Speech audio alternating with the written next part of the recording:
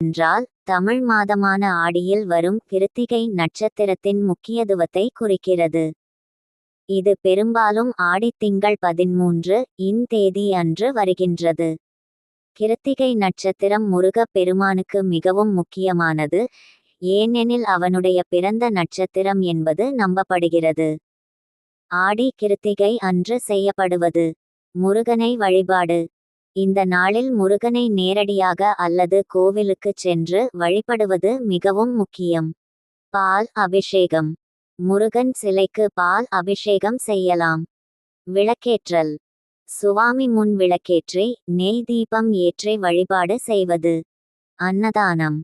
கிருத்திகை அன்று பிரசாதம் வழங்குவது அல்லது அன்னதானம் செய்யுவது நல்லது. பசுவுக்கு உணவு அளிக்கல். பசுவிற்கு உணவு அளிப்பது புண்ணியமாக கருதப்படுகிறது.